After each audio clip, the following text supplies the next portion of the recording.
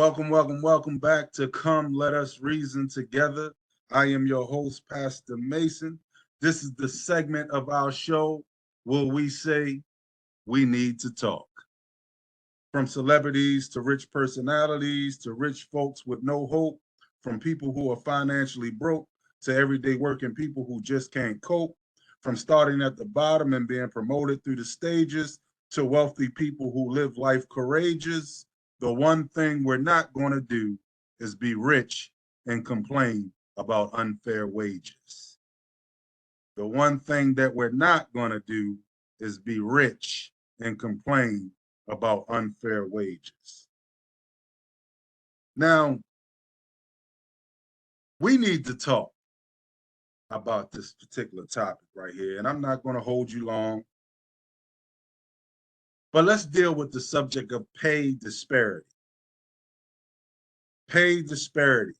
By definition, pay disparity means an unequal distribution of earnings across the various participants in an economy by sex, race, or ethnicity. This is basically saying that the pay is not being fairly and equally distributed amongst the people due to maybe nepotism, race, ethnicity, gender, these things of that nature. This is how we would run into a problem like pay disparity.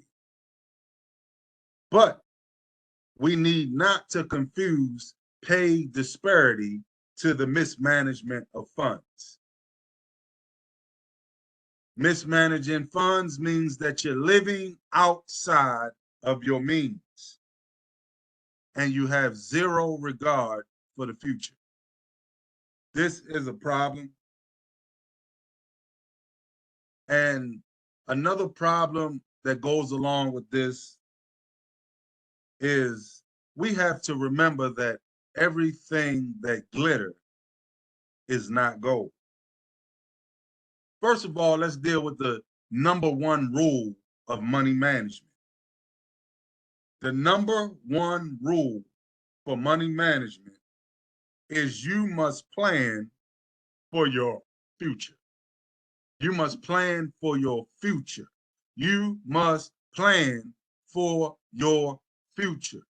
The number one rule of money management is you must plan for your future. What is it to plan for the future? Planning for the future means it entails or includes any major purchases that you may be thinking about making, any periodic expenses that you can't live without. You will not arrive on a financial freedom parkway without a roadmap to guide you. Practicing basic money management means you have a plan. You must have a plan. Now, why is this an issue today? You just sit there and listen and get a little closer because we need to talk. When I'm scrolling through social media and when I am looking on the television and when I am on various media platforms and I see celebrities, let me repeat that word, celebrities, wealthy people, the rich and famous, crying and whining about unfair wages.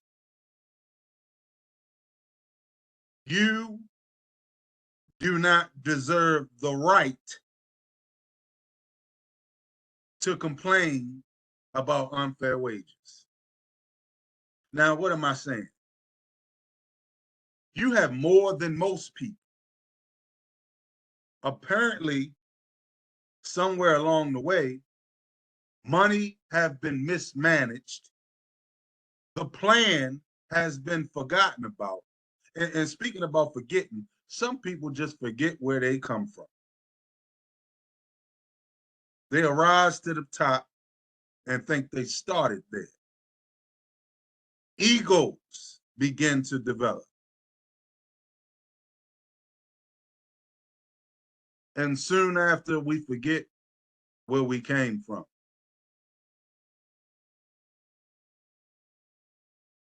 There should not be any rich, famous people, celebrities, who has embarked upon other people's platforms, whether you have classified them as an oppressor, a taskmaster, or whatever derogatory term you give.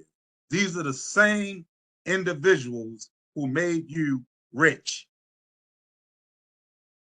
I like a quote from the late Christopher Wallace, Notorious Biggie Smalls. They took you from ashy to classy. And because you decide to live outside your means and not create a stream of revenue for yourself, you never factored in that one day the well might run dry. One day you might end up being one of those expendable characters that be on the movie. You thought that you had a cash cow to run back to every time you wanted a new Gucci bag, every time you wanted some new Louis shoes, every time you wanted a house with more bedrooms than you had people to put in. Yet, we're talking about unfair wages. Well, let me tell you about unfair wages. We just come through a pandemic, and for those out here in the world who are not rich, famous celebrities, who get up and bust their butt, break their necks, hurt their backs, trying to make this world function in a proper manner, while the rich and famous sit in their glorified places and continue on as business as usual, as if nothing is going to affect them. Well, you have lived a lie. You have neglected the number one principle of success, which is to have a plan. You got above yourself when you deviated from the plan. So we got teachers, we got frontline responders, we have the essential group that gets up and go to work every day, the nurses who gotta negotiate and almost pull a trick, pull a rabbit out of the hat for a fair wage to keep your heart beating, to keep you alive, so that you can go back to the set and make another $1 million. Yet, do you turn around and go back to that hospital or to that nursing home and tell that nurse, "Hey, I just want to bless you with $200,000, $300,000"? No, you want to make demands. You want to look down your noses. You want to think you're in a class all by yourself. Yet, we got millionaires, crying because they can't get another million for a show. All they doing is acting and talking and improv, making stuff up, entertaining. They're upset not because they're not getting no money, not because they're not getting money that's below market value or underneath of the cost of living. We're talking about millionaires that's upset because they're being offered $200,000. They're being offered $1.5 million. They're stomping their feet and throwing tantrums like babies because they're saying, I deserve $20 million for the role. Yet, if your butt gets sick, you got to come to that regular old hospital and deal with those regular old people who is breaking their backs and busting their butts to make sure you stay alive and go back out there to make more millions. I have no empathy. I have zero empathy. You have forgot where you came from. In business, and I can speak profoundly to this because I went to school for business. In business, you are supposed to be innovative. In business, anything that desires to have success in the future has to start with a plan. You don't have to plan to be frivolous. You don't have to plan to be wasteful. You don't have to plan to be a fool. You can do those things while you sleep. But when you want to do things that's going to affect the future and create a powerful impact on your community and change the lives of the people around you, you have to have a plan. And the nerve of you celebrities and you people who are living an above average life, the spoiledness that is starting to set in is ridiculous. It is utterly ridiculous. It is preposterous and almost repulsive. A guy just got signed to $700 million to play baseball. You got a teacher that's making $45,000 a year, going to school, trying to discipline and teach your children, babysitting your children, trying to make your children a better you before they return back home to you. Your children. And what they deal with in the school, the rebellion, the belligerentness, the abuse, the dysfunctionalism in your children.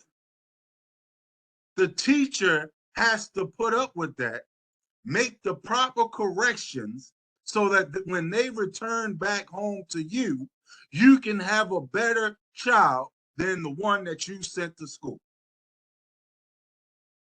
But they can hardly pay their bills. Most of them don't own a house. A lot of them got a beater for a car. Just an A to B. They not even riding clean. Yet you got 25 Bugattis, you got 15 Bentleys, you got 3 Ferraris, and you're complaining about, I haven't made enough millions. I almost want to cuss. That's how utterly ridiculous this sounds. That we can't do nothing for the teacher. Oh, I get it. I get it. We need some endorsements for medical workers and teachers and other people who own small businesses that are trying to climb and create other streams of revenue for their community. We need sponsors. Maybe we need to get Pepsi and Coca-Cola to sponsor teachers or to sponsor the medical field. Maybe we need a beer commercial Maybe we need a cereal or something.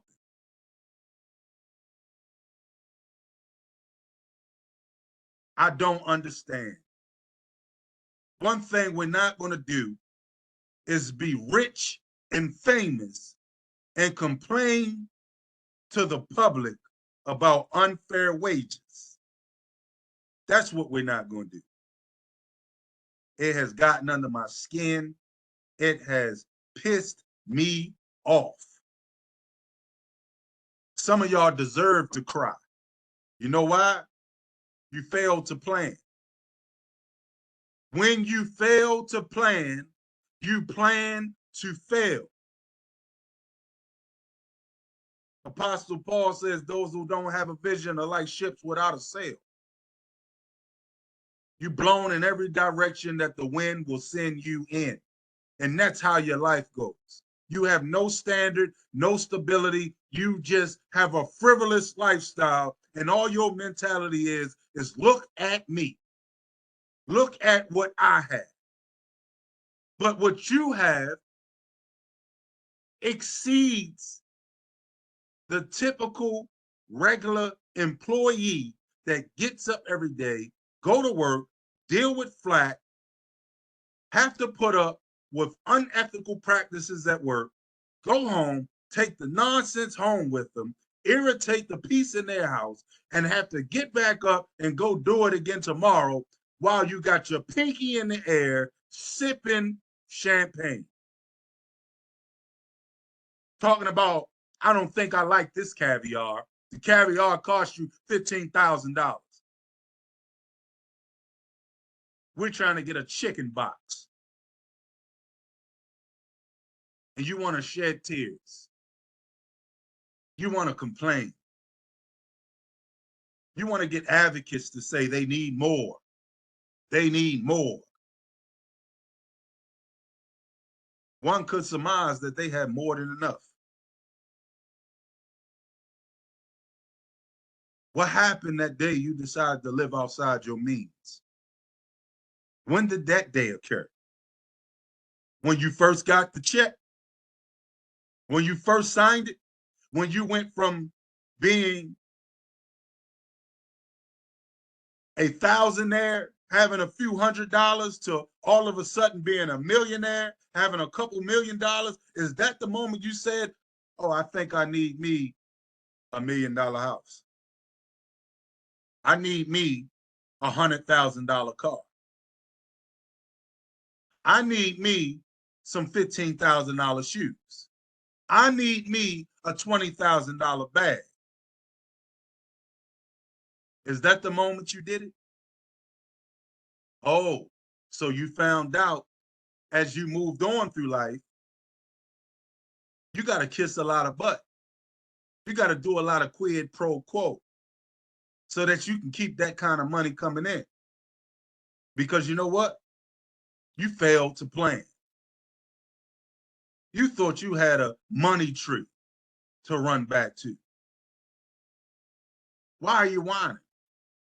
Why are you complaining? You have more than most. And if you just bring yourself down a little bit, come back into your means and come outside of your ego, because that's floating you off into oblivion somewhere. We almost can't see you no more. It looks fake and fraudulent. To see you on the runway, snapping pictures one day, showing off the new $20,000 Givenchy, this, that, and the third, and then find you on the camera the next day talking about I'm not getting enough. It's unfair.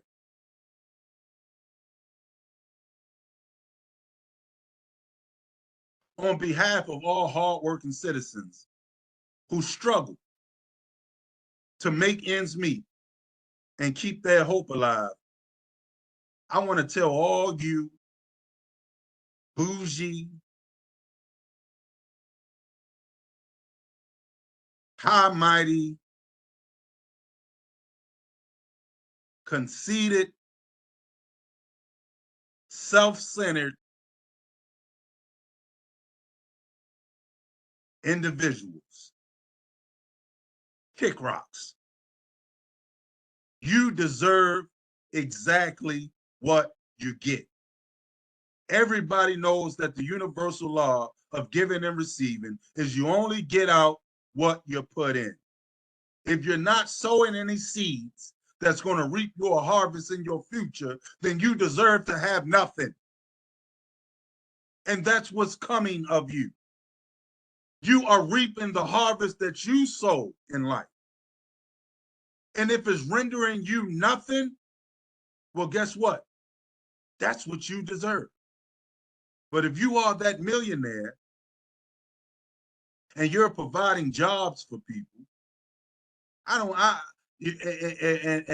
you're pouring back into your community where you came from,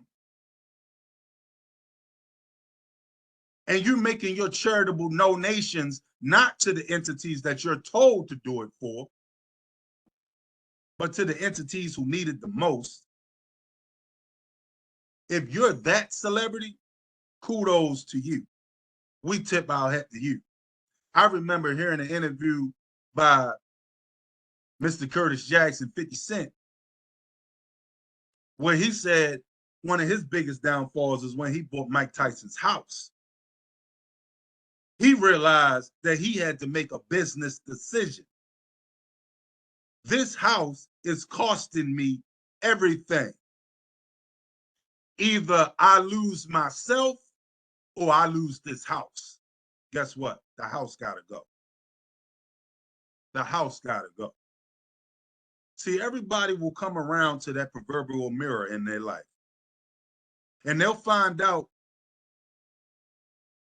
what holds value and what doesn't. And I want to tell you that everything that glitter is definitely not gold. Everything that glitter is not gold. Let me say that again for you. Everything that glitters is not gold. Don't believe everything you see on TV. Don't believe everything you hear. The bling blinging ain't really bling blinging. The math ain't really mathing. Don't be confused. God is not the author of confusion. You have to be real with yourself. You got to be real with yourself. You cannot show the world success. Try to become a philanthropist and tell them how to attain success. And then in the next scene, you're telling us how you cannot even sustain your own life unless somebody give you some more millions. We need the medical field to get some of those millions and be treated fairly. We need teachers to get some of them millions and be treated fairly.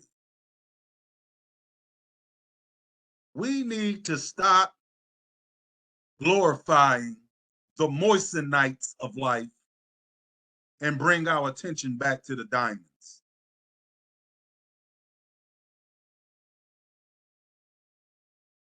Listen,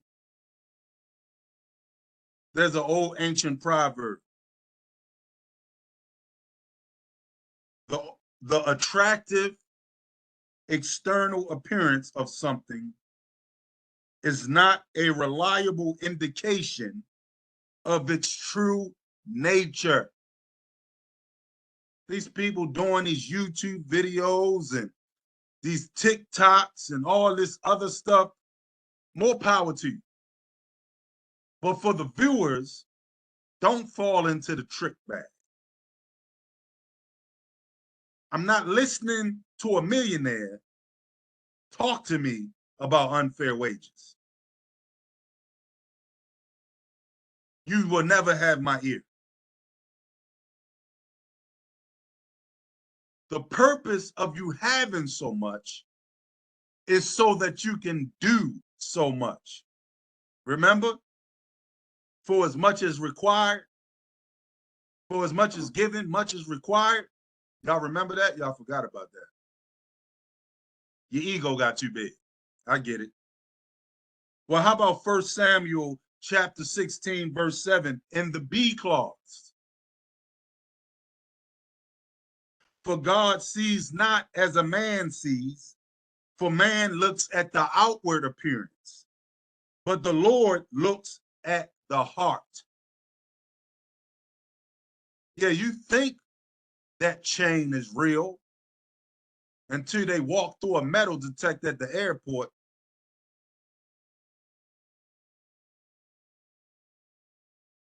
See, God don't look at the outward appearance. God look at the integrity that is sitting on the inside. And our nation and our local communities would not be in the condition that it is in right now if it wasn't for people who are sitting high on the hog complaining about they're not getting enough of this hog. You are the hog, and you hogging it up. It's ridiculous. You need to check yourself. We really need to check ourselves. I don't have no blame and no shame for entities like Sony and Universal and Aristotle, all these other major labels and movie production companies, Paramount and Disney. These are the people that took you from ashy to classy. Now you're talking about they're not giving you enough. I want to know, what did you give yourself? The whole time you had more than enough. What did you give your community? What did you do? You said, look at my Louis shoe. Look at my new car. Look at this necklace I just paid $250,000 for. But when you go to that hospital and you got that gown on, you ain't got that bling bling. You won't have that Louis shoe. You don't have that makeup. You don't have them sew-ins and all of this haircuts and all these things that you want to look nice for the public, the outside appearance. You don't have all that. All you have is what's on the inside of you, your integrity. And the main thing you want to do is hope and pray that that medical staff can keep your butt alive. Why? So you can go get more millions and showboat some more. But you never thought about that nurse who really cared about your heart beating more than you.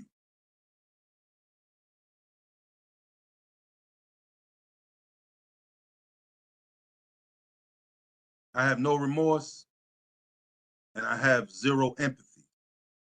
We got to do better. We have to do more.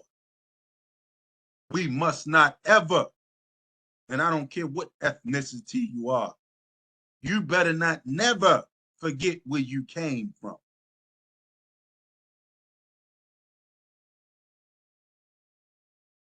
As a Black man in this society, I share the sentiments and empathy of the ancestors who have made it through the struggle. The struggle is over.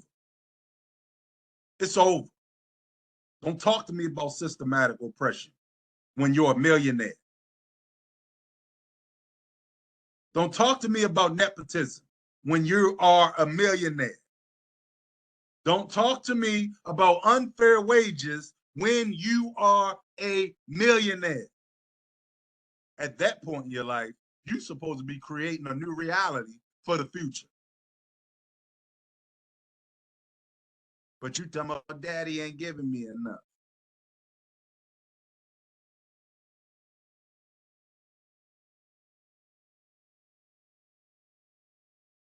House about to go in foreclosure because you can't keep up with the bills.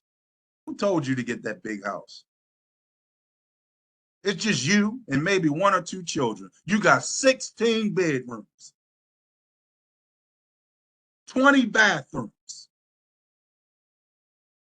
A burglar could live in your house and you wouldn't even know it. Yet every day you drive that Bentley past people living on the street and under a bridge.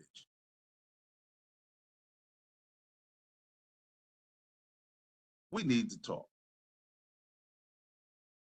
That's all I got. Peace.